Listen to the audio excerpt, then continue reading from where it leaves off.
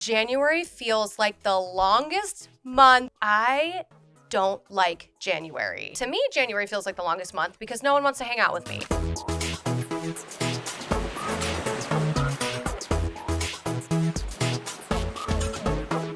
Hey everyone, welcome to Delulu Canoe, and it is our first episode ever. This has been long awaiting, but it is not just me today. I am joined by Cosmo from the Cosmo Show. Hello.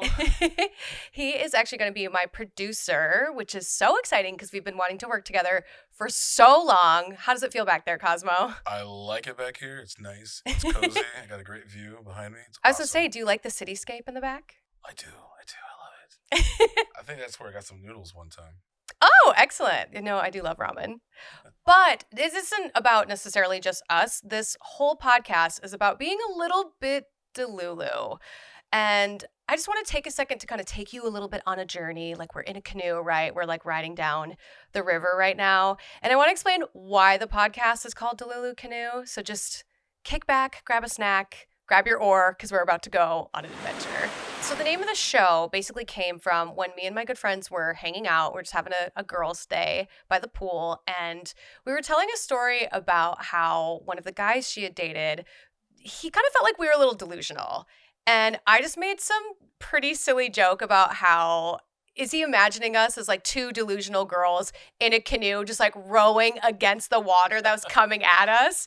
And we laughed about that for so long, probably longer than we really should have. And when I went home that night, I just thought about like the word Delulu Canoe just sounds so funny together. Like say it 5 times fast, Cosmo. Delulu Canoe, Delulu Canoe, Delulu Canoe, Delulu Canoe, Delulu Canoe. Wow, you're really good at that. You've got like good diction. I try. Well, I feel like most people actually can't say it. Like when they say Delulu Canoe, they kind of get like caught up in their own head. But yeah, it's like a fun little tongue twister. And I feel like life is kind of like being in a canoe. So that's why I decided to name this podcast Delulu Canoe. Exactly.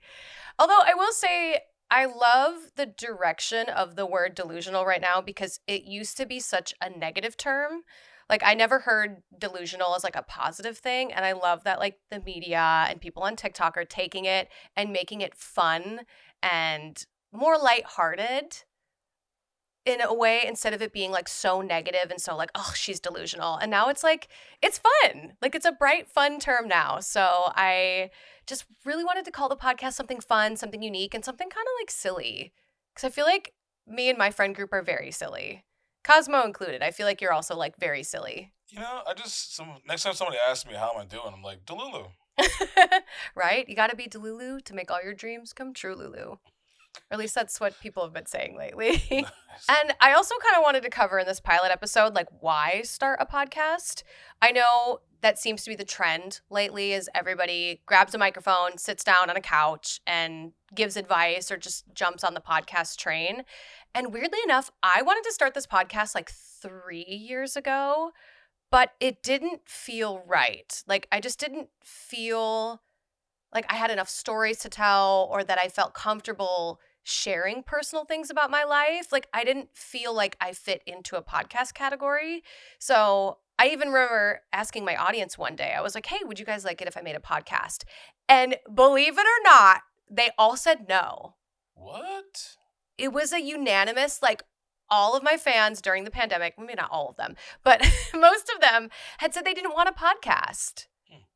And I don't really know why. They didn't really give any like good reason why, but that really sat with me too because I was thinking about how if your audience doesn't get that kind of content from you and doesn't want that kind of content from you, it doesn't mean you have to make that content. Like I feel like I really shine in the short form content because I'm really witty, funny, and like short bursts are a lot better for me mentally than like long formatted pieces of content.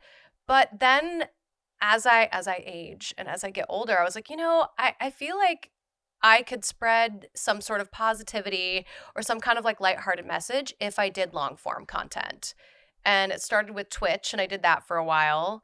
And I just kind of felt like I was ready to sit down and talk and maybe I wouldn't say educate people, but just give them a little slice of what I'm like in person. Like, would you agree, Cosmo, that long form content, you get a little bit more of who the person is? Yeah, I think so. Because I mean, people follow you. Like people like they see you all the time, Mm-hmm. but like do they know you? Do they get to know you? Yeah. So it's actually kind of cool though. I think it's worth it. Now at the time when Mm-hmm. you weren't ready, it's because you weren't ready. So everything happens for a reason, I believe. Yeah, I'm a thorough like I totally believe in that. Like if you don't feel like you're ready, if there's some part of you, no matter what it is, that feels like you're forcing yourself, like you're pushing a ball up the hill kind of thing, don't do it. Like wait till you believe in what you're making. And that took me a while. Like I said, 3 years was a long time for me to be like, do I feel like I have a message to spread? And I think so. I think this is like a fun, silly idea. And I mean, you've been on a bunch of podcasts too, where I've now done it so many times for other people that I was like, why haven't I sat down and actually done a podcast for myself? And I have kind of a Delulu take on podcasts. So hear me out. I have been doing the podcast circuit for about like 2 years now. So I wouldn't say I'm new and I wouldn't say I'm an expert, but I have found that every podcast I go on, maybe like 2 or 3 excluded, they ask me the same 6 questions. And that gets tiring. And it's nothing against the interviewer because I feel like they're interviewing people every week. They're constantly seeing new faces, new people, new things. And I get it that they don't have time to do a deep dive on me or on anyone. But it makes it not as much fun for me to go on a podcast and be asked about the same things. One, two, it makes it not exciting for my audience. They don't want to hear about, like, how did you get started in your acting career? Like, they don't want to hear that 6 times over on 14 different variants of podcasts. So I wanted to hunker down and make something where not only I could talk about different unique things, but I could really talk about things I'm passionate about and not feel like I'm in this canoe going up against the stream when I'm on someone else's podcast to get them to ask me about different things. Like people are filled with layers and deeper feelings and emotions instead of just like what made you want to be a content creator. Like, oh, I'm so sick of that question. Are there any questions, Cosmo, that you feel like when you're on podcasts that you get asked like over and over again? Or is this something that you maybe don't relate with? Like, I'm curious since you do Well, podcasts just as much as I do. for my show, I'm always asking the same basic question because the first time I want to get into the person. I want to know everything about them. But when it comes to the editing and runtime, you just need to shorten it down a little bit. So you always leave, I don't know, you leave out most of the story and you try to edit what you got. So now I try to narrow it down. It's like, where did this all started? Mm-hmm. So where it all started. Let you talk about it. I can cut from there. The next one and just go into it like organically.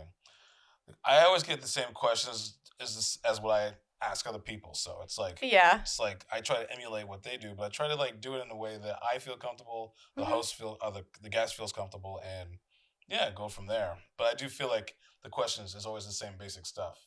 The same. Yeah. I want to say top 4 basic questions. Yeah. It's like, what year did you start this, or Mm-hmm. how are you doing? Where are you from? It's kind of like the LA thing. What do you do? Yeah. Every time, how you doing? Blah, blah, blah. So what do you do for a living? I'm like, what is? Why is that the third thing we talk about? That's weird. Interesting. I never thought about that being such an LA thing, but I agree. Like podcasts and LA topics where it's like, what do you do? What do you do for work? It's such a reoccurring if you go out and you're at like a mixer or like a networking party, it definitely comes up. I just feel like the podcast market is so saturated, which is why I feel like it's so important that if you do want to do something that is so saturated, how can you make it your own? How can you make it something that separates you from all the others out there? And of course, everyone is unique, everyone is different. So it's going to be different to some extent, but just finding some avenue of originality.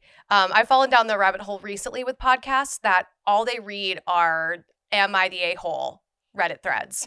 And they're so entertaining. Like I will listen to them. I think they're fascinating. But at some point, am I listening to the podcast for the person or am I listening to the podcast because they're reading something that's like entertaining? And that's something I really wanted to stray away from with this is that like I want people to come on here and be able to, I don't want to say vent, but I want them to come on this show and be able to talk about something that makes them a little Delulu. And for me, definitely this week, because I did do a couple of podcasts recently, it's doing the podcast train where you're like, 1 week you're on this person podcast, the next week you're on someone else's, and they're all asking you the same thing. So for me, that's kind of what's been driving me a little Delulu. And I don't know if viewers will really get this, but if you're somebody who does podcasts, even 2 of them or 3 in your whole lifespan, you'll find that there are common questions that you get asked all the time. And I wouldn't even say that it's just subject to podcasts. I feel like it's also in interviews, especially if you're somebody who is well known for like one thing. Like I would argue that I'm probably more known online for being like a swimwear model. So I get asked a lot about like, what's your diet? What's your nutrition? As opposed to like, I would love for somebody to ask me about the movie that recently came out that I was in, or ask me about how I write music. Ask me about something new. Like, don't ask me like the same, what's your favorite color? Tell me about like bikinis. Like, what's that like? It just, that's been like my Delulu rant for the past week and a half, where I'm just like, please ask me something different. Or ask the person. Oh my gosh, original idea. Ask the person who's coming on your show or being interviewed by you. Is there something you want me to specifically target and ask you? Exactly. But you do that though. On, if you don't know, Cosmo has his own show called the Cosmo Show. Hi. And he interviews people. But as part of your curriculum on your show, do you ask them, like, what are some things you want me to ask you? Yeah, well, they always ask me, like, so what are we gonna talk about? It's like, I'm going to talk about your interests, how'd you got started, what you got into. It's like, it's a more of an educational show for people that are curious about said profession that I'm interviewing. So, like, just taking the steps. How did you get into it? What are the pros and cons? Blah, blah, blah, blah. And every episode's different. So it's like, it's not just going to be the same. It won't be this. It will be the same questions, but a different field. If that makes any sense. It totally does. And then and then if I think there's something else that's unique, I'll ask them, like, is there anything you want me to ask you that no one else asked you that you want to talk about? Is there anything you want to vent about? Is there anything you want to plug? Stuff like that. Yeah. So it's basically about them. Yeah, I think that's so important, especially in what I like to call the art of interviewing, is making sure it's a double-edged conversation. Oh my gosh, that's another thing that makes me Delulu. Here we go. Here comes the rant. When you go on a podcast or go on an interview and the person is either only talking about themselves or they're only talking about you, which I think is great from time to time, but it doesn't feel like a conversation. It feels very much so like, where did you grow up? Where are you from? That's really cool. Tell me about, like, instead of it feeling like 2 people getting to know each other, it's more of like they're quizzing you. And I don't know if anybody that's watching this has actually seen a bunch of the podcasts I've been on. You'll notice, like, if you watch them and you're kind of looking for it, you'll notice I go out of my way after they're done asking me. I'll be like, yeah, that is my favorite Disney movie. So what's your favorite Disney movie? Was there one you watched as a kid? Like, I find myself interviewing the interviewer a lot just because I trained for years in pageants on like the art of interviewing. So I feel like that was a great skill I took with me as a kid into an adult. But man, it's crazy how we don't really know how to talk to each other anymore. Nope. Bartending for 19 years. It's the perfect way to get to know somebody and learn all walks of barks. So communication is like that. It's like, hi, how are you doing? Let's talk. Let's find out things about each other within this conversation. Yeah. That's it. Instead of one-sided. Right. Do you feel like bartending for as long as you did, like you kind of have like a better intuition about people because you can read whether they want to keep talking or they don't, sort of vibe? Definitely through body language. Yeah. Body language, manners, facial expressions. If somebody that I know has no facial expressions when they're talking, I can't tell how they're feeling. It's almost like reading a text. Someone's like, all right, without emojis, I don't know if you're feeling good, bad, or whatever.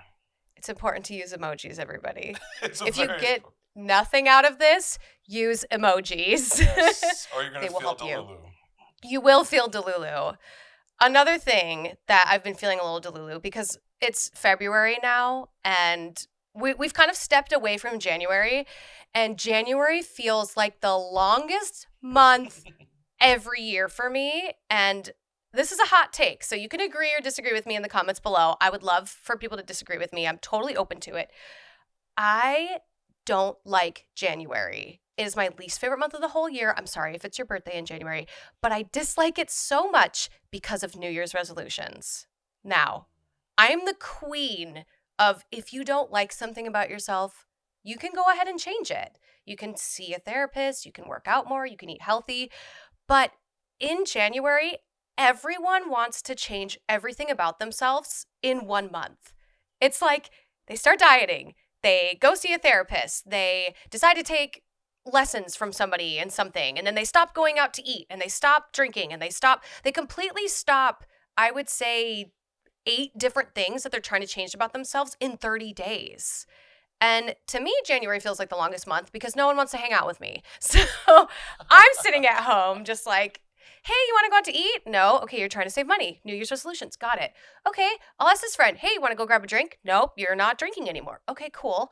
Do you just want to come over and watch a movie? Oh, no. Okay, you're busy because you decided that you want to do X, Y, and Z. Like, it becomes the loneliest month for me every year. And I don't know that that's a bad thing because sometimes it's good to take time for yourself and like rest and relax. But my Delulu about January is that I think trying to change everything about yourself in 1 month is ridiculous.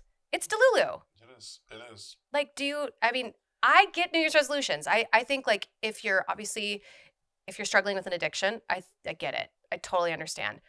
But don't try to change your addiction and your eating habits and your scheduling and your sleep schedule in 1 month. Mm-hmm. I look at it as the year. I'm like, all right, what can I do better next year? I can try working on, you know? Yeah. Like if it's drinking or eating better or something like that. But like not like right off the bat. It's hard. I mean, I used to smoke. Cold turkey is hard. So trying to change your habits is it's not a 1 month thing. The way I look at New Year's is like you just bought a brand new game, you're popping in your PlayStation. And then January is it loading. Yeah. Loading, and then when you get to February, you're on the first level, and then bam, there you go. That's a great way of looking at it. Yep. Yes, game analogy. Yes. Yeah, I feel like for some reason, I get the New Year's resolution, the wanting to change yourself, the wanting to work on yourself. I have all respect for that, but January just drags. It just drags so much. And I'm curious if anybody else listening feels this way, or maybe January is the best month for you. Like, I want people to get in the comments and like fight me on January. Like, tell me why it's the best month of the year and why I need to get out of my Delulu canoe and be like, you know what? You're right. You're right. Like, January is the best month. Maybe I just need to hang out with better people, you know? Like, maybe I need to find people that aren't trying to change themselves in 1 month. But speaking of New Year's resolutions, is there something in particular you're trying to work on, better yourself on, or anything coming to mind, ringing any bells for you? Me? Yeah. Oh, no, just ambitious. Being really ambitious this year with my channel on YouTube. So yeah, pushing out more content and more things. Mm-hmm. So that's challenging. Just like getting off my butt and doing things more than just setting up interviews. So there's a lot. This year is going to be really, it's going to be crazy, but I cannot wait to see the end results. So that's what I'm looking forward to. Yeah, I love that. Like, I think picking things like one thing at a time, like you were talking about your show, and that's kind of like your big priority this year. And then obviously Delulu Canoe is one of his priorities too. Hell but yeah. but I think that's so great that you could put your time and energy into something, and it seems like a lot, but that feeling of like, oh my gosh, it's a lot is translated so much so into excitement. Like, it's not just, oh my gosh, this big overwhelming thing. Like, I'm so excited for you. Thank you. Like, I can't wait. And we're going to have to schedule my interview on there at some point. We'll get there. I said wait till I get to 100K followers, subscribers. 100K? Yeah. That's a lot. That is a lot. Okay. That'll be in like a month for you.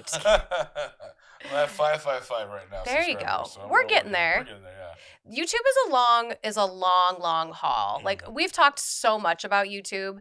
And for me, one of actually my New Year's resolutions is for my Dare Wears channel to actually see like a little bit of a spike. I'd love to hit 400,000 subscribers on there because I've been sitting at 330 for probably 2 years because I made a huge pivot in my content. Initially, I was doing what's called like try-on hauls, and they're very heavily labeled and stereotyped as like female presenting for male, catering to the male gaze, or just trying to get views and clicks. And I did it so well that I kind of got sick of just dressing and being for the male gaze a little bit. Like, don't get me wrong, I love that, I love the attention a little bit. But I really wanted to create an atmosphere where it's not necessarily just for men. I wanted to create something that I could educate women on shopping and fashion, because I get complimented a lot on how I dress, and I wanted to make a piece of content or a channel that's catered to like, how do I put together an outfit, or where's the best place to shop for these items, and how do I find it for discounted, and tips and tricks on how to dress yourself. So I'm still adjusting and realigning the focus on that. But that's also why I made this channel, so I can focus on putting my thoughts into something and making it bigger than just, look at how pretty I am. Although I did get dressed up really nice for today, so you can tell me I look pretty in the comments if you want. But yeah, I think that's a great New Year's resolution, and I'm so excited for your journey on your channel. Like I haven't been part of your channel since day one, but I've definitely been there in like step 3 or step 4 when you were talking about like setting up interviews and interviewing people at the con. So that's really exciting. I'm coming up on my 1 year in March. Oh my gosh, are you throwing a party or anything? I was thinking about it. You should. I was thinking about having everybody that's been on this show. Yeah. And just having a little party and record it, and then show like little clips and best moments of each episode. So I love that's what I'm thinking that. about. Can I be invited even though I'm like Yes. not in the show yet? Yes, He's definitely. like, no. No, definitely. And then being part of this show will definitely help me just, I don't know, spread the word out more about, about this, and then everything other endeavors I'm going to get into. But this will definitely help out a lot. Yeah. Advertisement and just, cross promoting, helping 100%. people out. It's one thing that a lot of people don't do in this world of content creating. Oh. It's just like, it doesn't cost much. Doesn't take anything besides just clicking a little button. That's it, bada bing. Support, spread the word. Mm-hmm. So that's the one thing we should change this year. Mm-hmm. Don't worry. I have it all written in my head. We're doing a Delulu episode about that. Nice. 100,000%, because that is truly one of my biggest Delulus well, we'll get into that on that episode. There's so many. I have so many like little like ideas and like topics I want to cover. But if you are listening and you do have something that if you're a longtime follower, if there's something you really want me to talk about, leave it in the comments. I'm so open to talking about different diverse subjects than just what I want to bring up. But let's keep it lighthearted and fun. Let's keep it in the Delulu Canoe. Let's keep these topics positive and a little like, maybe a little bit of like pet peeve-ish, but like no hate, nothing like that. Let's keep it positive vibes only. Friendly. Yeah, so friendly. But yeah, that's honestly what I wanted to talk about today, was just getting you all educated on what the Delulu Canoe is all about. We talked about today essentially that being a little Delulu is A-okay, and it's fine to feel and obsess over something that you're excited about or something maybe that bothers you, but the best way to deal with it, I think, is truly just talking about it and getting it off your chest, putting it in a good, safe space, maybe seeking out a therapist if it goes that far. But for now, I hope you guys enjoyed this ride along with me, your host, Dare Taylor, or you can call me Dare Bear, and my producer, the lovely Cosmo from the Cosmo Show. Don't forget to subscribe and tell your friends. Let me know in the comments below all the questions I asked you earlier in this episode. And don't forget to subscribe, ring that bell notification, and let me know what guests you want me to have on. Stay Delulu.